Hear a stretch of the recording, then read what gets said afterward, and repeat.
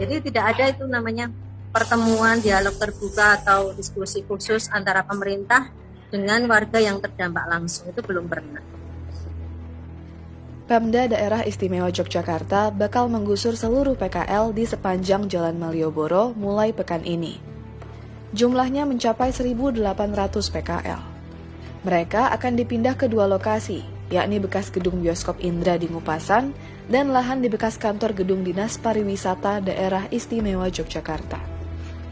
Relokasi PKL Malioboro dilakukan karena kawasan itu diajukan sebagai sumbu filosofi Yogyakarta, warisan budaya tak benda ke UNESCO. Sultan bilang bahwa ia sudah sabar menanti relokasi pedagang ini selama 18 tahun dan menegaskan lahan yang mereka pakai merupakan lahan milik toko dan pemerintah.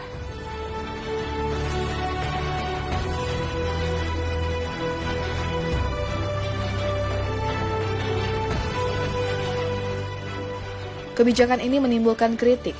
Selain tak ada transparansi, langkah Pemprov Jogja dinilai mengabaikan partisipasi masyarakat dalam perencanaan dan pelaksanaannya.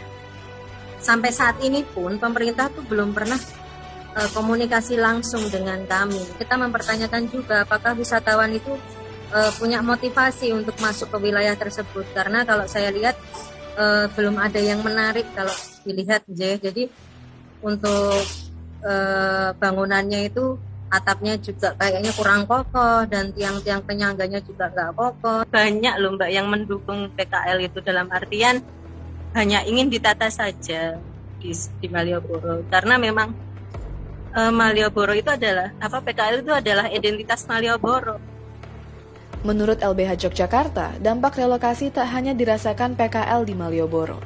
Sampai hari ini jumlah aduan yang sudah masuk ke LBH itu ada 173. Dari 173 aduan itu ada sekitar 700 orang yang itu nanti akan terdampak.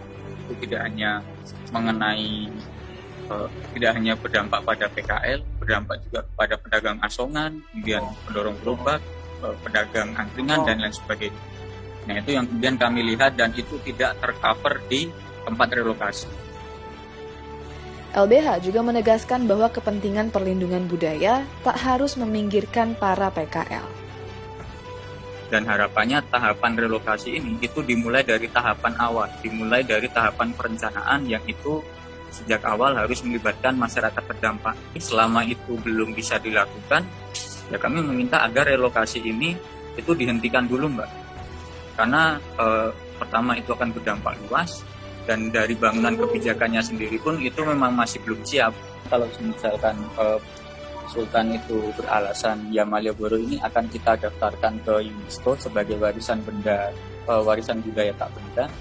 Nah, sementara ketika kami melakukan penelusuran di beberapa dokumen resmi UNESCO, tidak ada sama sekali satu dokumen pun yang itu mensyaratkan bahwa ketika ingin menjadi warisan benda tak budaya itu harus tidak ada aktivitas ekonomi.